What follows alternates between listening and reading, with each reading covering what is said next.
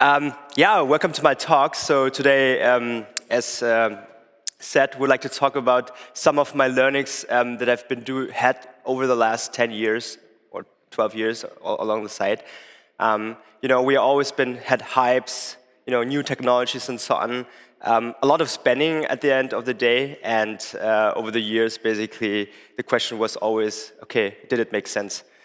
Before going to the topic, so first of all, who am I? So my name is Dat. I'm a partner CTO at my small data consultancy, so DATANOMIQ.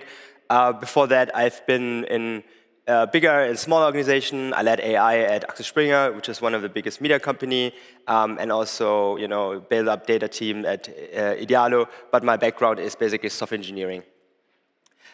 Also a big fan of open source, so not so quite active anymore, but still contribute to some certain projects, but also my own projects. So a lot of that projects are in computer vision, so you can actually check it out if you are interested in that. All right, why this talk? Why are you actually here? Just not for the food, but also just to get some content, obviously. Okay, click, click, click. Yeah, so when I started my career around 2012, 2013, you all know about Gartner hype cycle, right? So that was basically the all-in thing that basically analysts looked into. And that time, basically, big data was all over the place. So if you probably around that at the time, you all know that basically people started spending a lot of things, bought Hadoop and everything around that. Then at the time also, Dan Ariely said, probably some of you know this quote, right? So big data is like teenage sex. Everyone talks about it. Nobody really knows how to do it. Everyone thinks everyone else is doing it, right? So it's a quote that probably you've seen all the time already. And yeah, not going to talk about like this much. 2004, 2018, 2019. So it was like a 5 years span. Basically, you would replace this with machine learning, right? So at that time, basically, okay, Hadoop is done. I also have a lot of war stories around that. Axel Springer also invested around like 2 million in Hadoop and CDP or whatever you call it, Cloudera at that time, failed project. Probably you all have your own share of the story. And then 2018, 19, wow, now machine learning came, right? So let's not do any big data anymore. Let's do small data, but some intelligence, right? So same topic, but different names. Obviously, the roles changed. So you didn't have big data engineer anymore, but suddenly, you had a lot of machine learning engineers, data scientists, machine learning research scientists. So basically, people who were big data people before, they just suddenly turned to be a machine learning engineer. Okay, so the next jump, 2023, 2024. So we're almost at the present. Well, machine engineer turned into LM engineers, right? 2023, basically, we had the ChatGPT moment. Everyone was into, how to build RAGs and so on. And suddenly, no one wants to hire a machine learning engineer anymore, right? Everyone wants to have, okay, let's have some LLM prompt engineering. And obviously, RAG, you probably know it, has become the dominant topic in 2023. So what do these hypes have in common? So I actually boiled it down to 4 points. So it's basically a little bit FOMO, like fear of missing out. So, if every company does churn, and all the consultants, tell me that I should also do churn, maybe it's good, then I also should need to do it. Then obviously you have LLM FOMO, ChatGPT is everywhere, everyone is using it, agents as well. I can be late to the game. If I don't invest into that, maybe, I will not make it. There's a lot of wrong focus, so people, don't ask, okay, what kind of problems do we want to solve, right? But actually, what kind of tools do we want to buy? And obviously, spending is an issue, right? So too much money is on the plate, right? And you always invest into projects that don't have a good return on investment. Okay, why this talk again? Well, in this talk, basically, I want to share some of my guidelines or best practices. It's all boils down actually all about culture and process at the end of the day to make some data projects successful. Let's start with the first one. So that was always very important for me. Let's always try to think simple, and then really, if it's really getting more complex, then you can do it. But really try to find a simple solution. This is very, very hard for many, many people in industry and also in projects. yeah, what do I mean with this? So you know that most of the business value comes from the business model, from the software, and the data, right? Many projects usually they start with, okay, how can we build this? You know, what kind of tools we do, but they don't never think about the business model, right? And then obviously never about the data, because you know you just need to hire a machine learning engineer or a data scientist. Then you know they're gonna make it anyways. What do I mean with this? So in 2018, basically when I was head of products at Idealo, the board basically Axel Springer, our mother company, came to Idealo and said, hey, you guys, you have a lot of data. You have to make 1 million revenue from CRM now, because, yeah, you know, this is a goal that probably you're aware if you work for a corporation, this is what you get, you know, from the top. But at that point, at the time, basically we are making 1,000 euro per month, you know, with CRM. Yeah, if you do just the math, right, just times 12 is 12,000 euro. This is very, very far away from 1 million revenue. Obviously, what did we do? Well, it was a challenge, but we sat together. I was also moderating the meeting. We sat together with the CPO, also with the CMO, and all the head of products, head of data, and head of technology and so on, and then sat together and made a meeting. What did we come up with that? So in this meeting, we basically didn't prioritize basically all the AI, you know, and fancy projects, but we basically found out that if we just do a little bit of data engineering, like very simple data engineering, cleaning, and so on, you know, you can already make it happen. Okay, this was the outcome of the meeting, and afterwards, basically, I was like, okay, I just need to find a simple solution that I can set up in one day, and actually business can go in and you know, change some certain stuff. So I just use an open source tool called Apache Nifi, which is kind of an ETL tool, set it up in one day, and then basically it was running for 2 weeks, producing the first data output. And that was pretty cool, because basically, with just simple data engineering, we moved from 1,000 to 30,000 euro with just data engineering, right? So no AI, you know, just simple ETL, SQL, easy peasy. The best part of it, just a funny story, the service that I built was still running for 4 years until they really replaced it with a proper software engineering pipeline. And we were already making 4 million euro with this pipeline. So this is a pretty story. Obviously, 30,000 euro is still far away from the 1 million that we have, right? If you just time 12 it. And then, obviously, at that point, we had more and more smart cases, but since we already have a basic use case, you know, we could go more complex. This is what I mean with this. And one of the use cases that we had was basically sales prediction.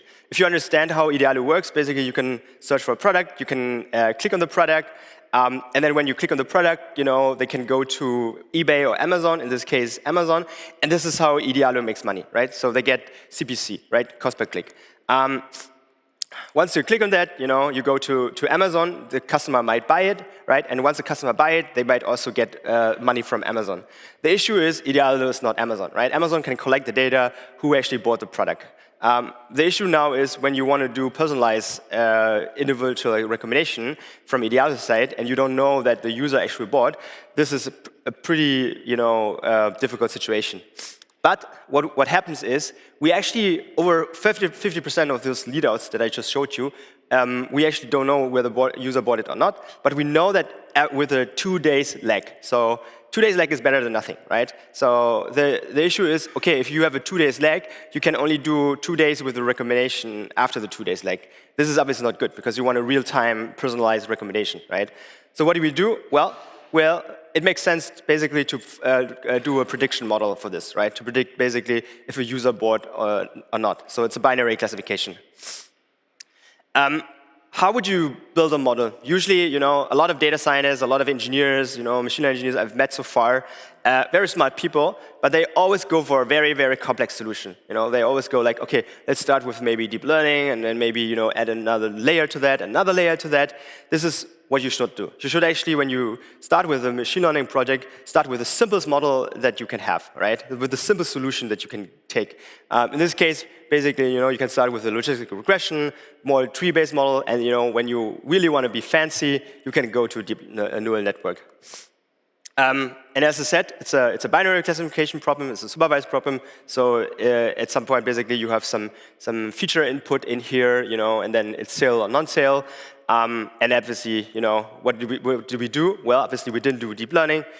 We just use XGBoost, right? So gradient boosting model. We actually also started just with simple logistic regression, and then at the end of the day, set it with a tree-based model. The cool thing with these models is also, if you don't do deep learning, you can also get feature importance, right? So you can interpret your results, which is also a good outcome of this model. End of the story, we made it. So that was actually pretty cool. From 1,000 euro per month to basically 1 million in a year. So we actually basically did almost like 100,000 and 200,000, and exponentially went up with revenue. And the last time I checked with the head of CRM, so I'm not part of Idealo anymore, they were making 5 million euro. So, which is really, really cool project if you think about that. All right, second point. So define your data product MVP and release as early as possible. All right, what do I mean with that? So I start with this slide. So usually, when a lot of companies, when they start with a project, they go to the data science team or the machine learning team and they ask, hey, we want to do a recommendation engine, and can you guys work on this? Usually what the machine learning team would do, because they are not so product savvy, they would create a model, maybe collaborative filtering, and they do low rank matrix factorization, and they may also do some fancy deep neural networks as well, probabilistic models and so on. This is how you should not start a project, in terms of engineering and product. So the way how you should do is actually, when you have a, let's say, a recommendation engine project, just do your own recommendation, Just take someone sitting there, and do a list manually, and then release it. Collect numbers, do A/B tests, and then once you have the A/B test number, you can go more fancy, and then if you have better numbers for that, right, you can actually start to do a machine learning project. This is exactly what we did also for one of the units at Idealo as well. So this was a hotel at Idealo. I'm not sure if you know that you can also do price comparison at Idealo for hotels. And what happens is basically, in a typical listing like Booking.com or other price comparison, you can actually see the first picture, right? The first picture is actually very important because people usually, when they make decisions to book a hotel, they look at photos, the first photo, right? They look at the price and they look at the ratings, right? This is also what we found out. Obviously, the question is, okay, what is the best picture that you would take? This picture, obviously, in this case, is not very good. It's kind of part of a living room. Maybe it would be having better, to take the bedroom and so on. Okay, so we got approached by the business unit, and they were asking, okay, our numbers don't really look good, conversion rate, and we want to increase it, right? Especially for small, medium hotels. If you would make the wrong decision, you would say, okay, let's spend 4 months or 6 months in the basement, invest into some engineering, and then we come up with a solution. Well, we came up with a solution after 3 days.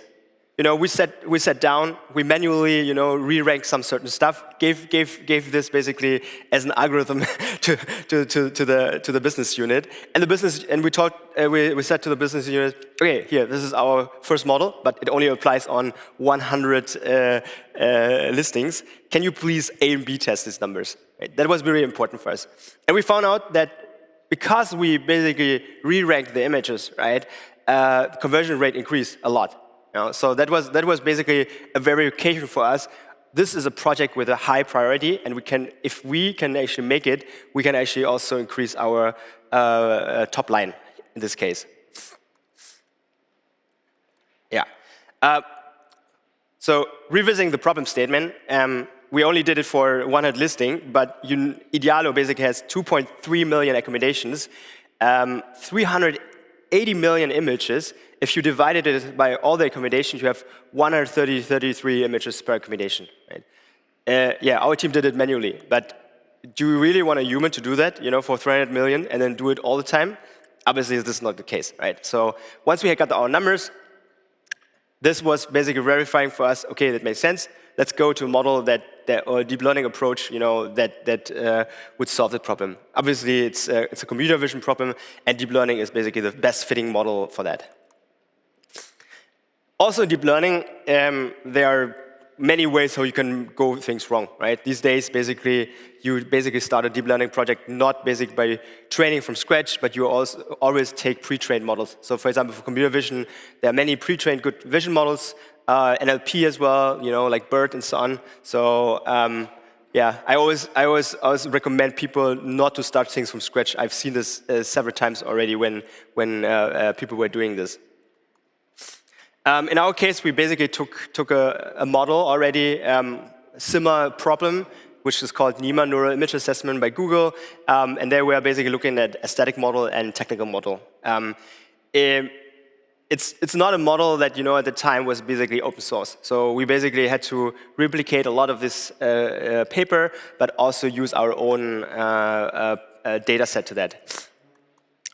The issue, though, in the beginning was that we actually had to take a public data set, right? Because labeling is very, very costly at the time, and we wanted to start first. So it basically took us from the paper to basically the first model 4 weeks, and this is what we got. Obviously, you can see the first picture is not ideal, so it's some dude sitting on the reception, and then the first picture that would be re-ranked is like kind of a toilet room, yeah, not ideal, and I think it's a little bit small, but the ranks are also not discriminatory enough, which is good because we took a public open data set. We learned a lot doing this, so we learned that the results are not good because we need more domain-specific data, and also we also ran it on our application, and we saw that basically it took a lot of time. So at the time we took a VGG 16 model. And doing this on a 300 million images would have taken us like 6 months. So that's why we also switched to a more lightweight model. What did we do? So we created our own labeling team for that, also labeling application. We put together people from the content team, like Idealo Reise, and also the data science team. Trust me, they were not happy, but they had to do that. So basically labeled 1,000 hotel images, 3,000 hotel images for technical quality, and then we fine-tune our model. And then this was the result, right? So looks pretty good. So it's also in production. We also did basically some comparison between low, mid quality, and high quality. And basically from ideation to verification of numbers to deployment, it almost took like 6 months, right? So because obviously software engineering is more complicated than basically the data science and the data engineering part. All right, next topic, since we're also short of time. So creating data products is a team sport. What do I mean with that? So if I look back at Idealo again, our recommendation page, you can see that to create this software, you need UX, UI designers, you need front-end engineers, you need back-end engineers, and you need also the back-end, your data engineers, machine learning engineers, data scientists, and so on. Product is always the core focus, right? If you start about thinking, even in machine learning teams or data products, always think about products and how you can actually get generate value of it. Just don't think about the problem itself, how you can solve it basically algorithmically, but how you can actually use this kind of tool to basically create a good user experience.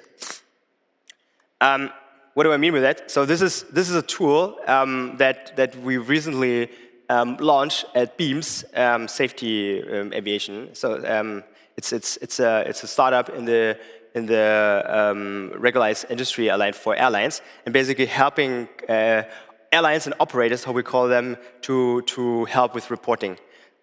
This is something that we built within 2 weeks as a cross-functional team with designers, with a product manager and a software engineer. So basically, I was speaking into... On our flight from Berlin to Dubai, we encountered several issues. But one thing that stood out was when we landed, we almost hit a drone. So basically, we had a text-to-speech model. This text-to-speech model then understood the context. We basically, just plug in our large language model, and the large language model is also... At 2,000 feet. Understood basically the context for the report, because regulation is very important for airlines at the end of the day. Yeah. Let's continue. Number 4. So prioritize the projects with the biggest business impact, implement fast, but fail faster, right?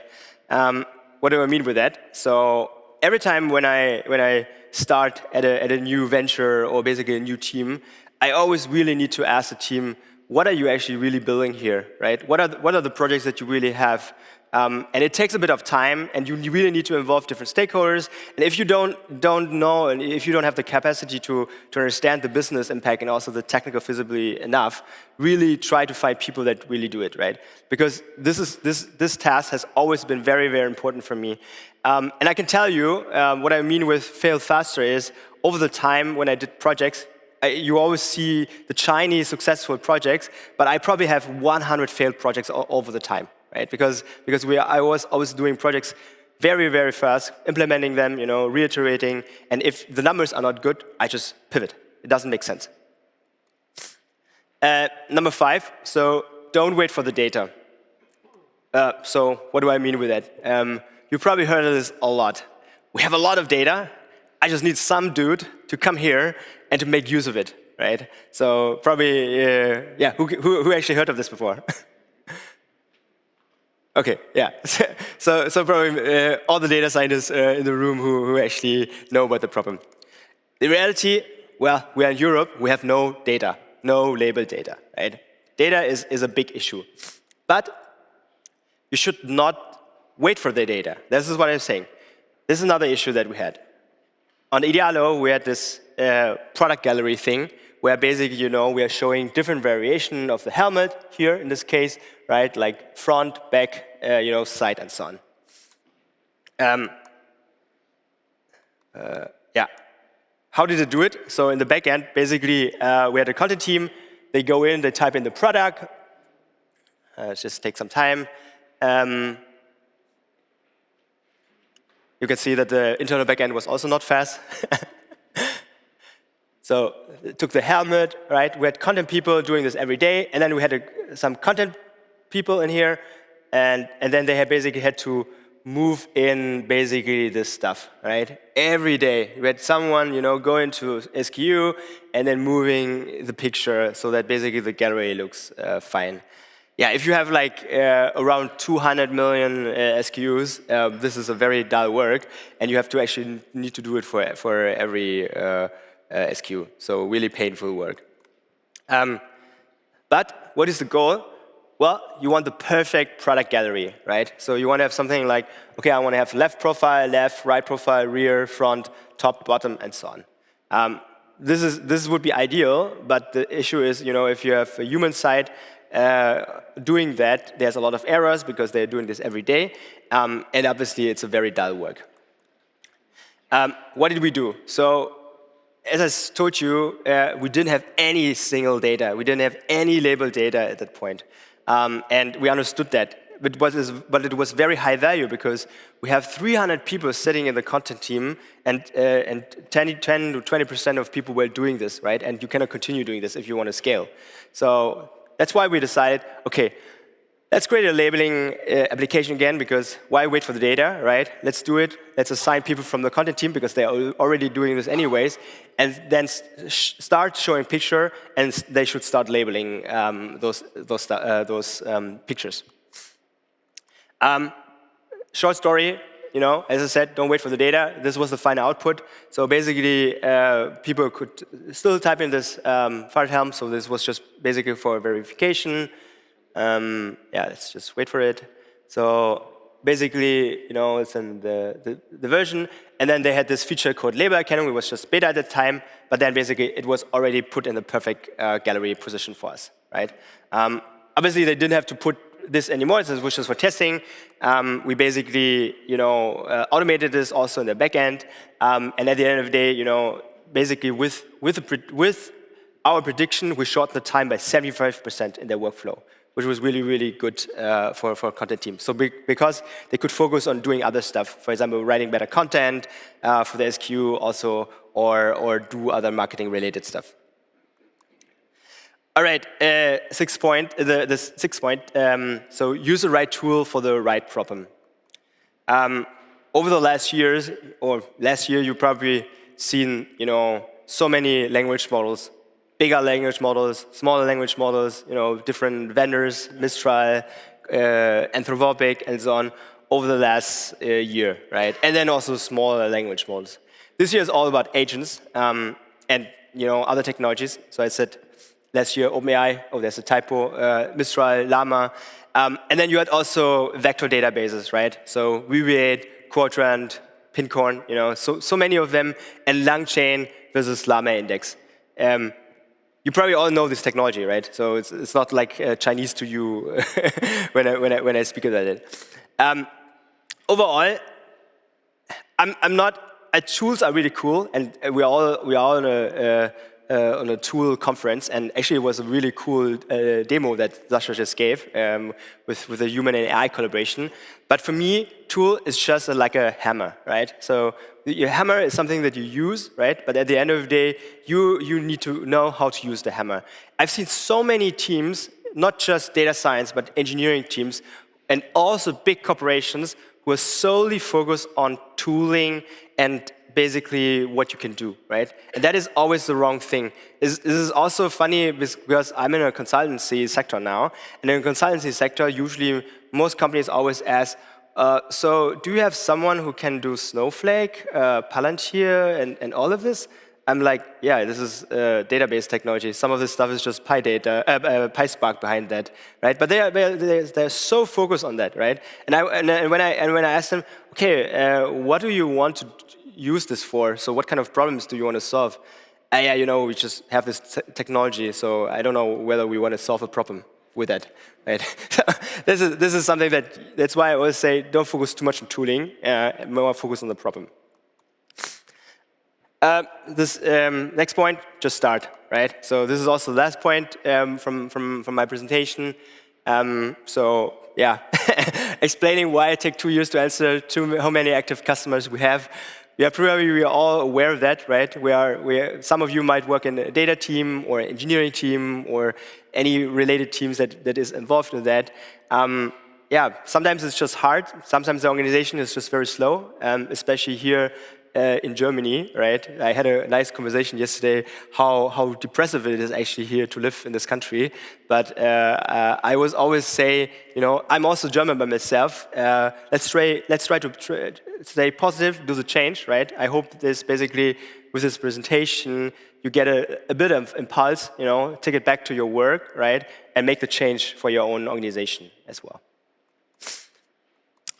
Yeah, short summary, as I said, so focus on business value, not just AI hype. So in the next few years, we will have more hypes. This year is about all agents. Next year, maybe it's also physical AI and everything else, right? But I'm not sure how all these agents and physical AI can actually apply to your company, because most companies here actually don't have infrastructure and data and to do anything meaningful. Build and release MVPs early, as I said. Do it fast, fail fast, right? Learn from this. So look at numbers. This is very important. And as I said, use the right tools for the right problem. So don't focus too much on over-engineering, like on tooling as well, right? But look for the solution that you need, and any tools that can help can solve your problem is actually good. All right, thanks for your time. And if you have any question, obviously I will be here at the conference and you can ask me, because I think we only have 1 minute. We actually have a bit of time for Q&A, so if I can push you a little bit to the center stage, yes. I'll just stand here. Also a reminder for those joining us online, if you have questions for the speakers, please put them in the Q&A. We have also a moderation team that will be answering that. And if we can, we'll try and answer one live. We have a couple of minutes still left. We're running ahead of schedule. So Dat, thank you very much for the talk. I'm going to see in the crowd if we have one already there. Let's have a look. He has a question. Perfect.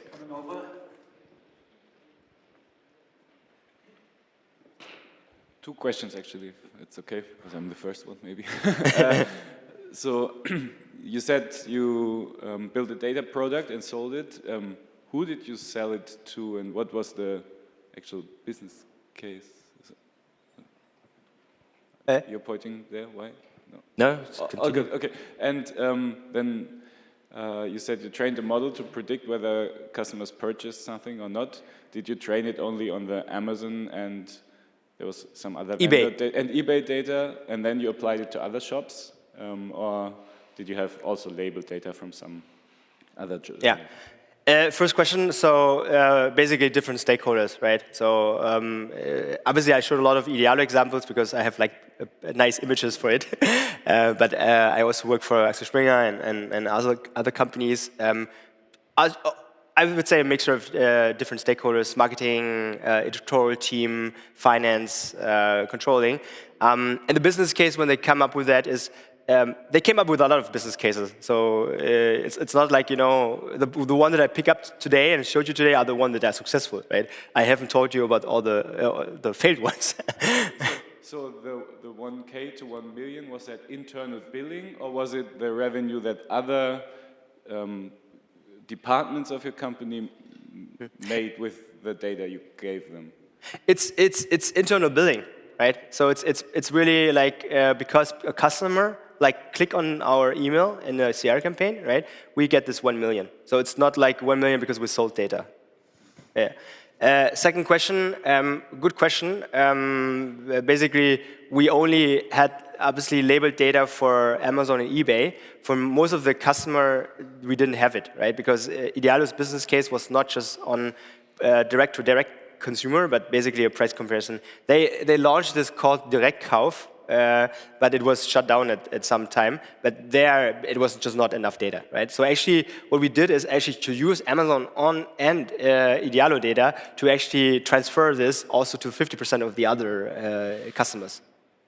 So that was actually also the bigger business case, because the other 50% we actually don't know at all, and we had very good target rates with that.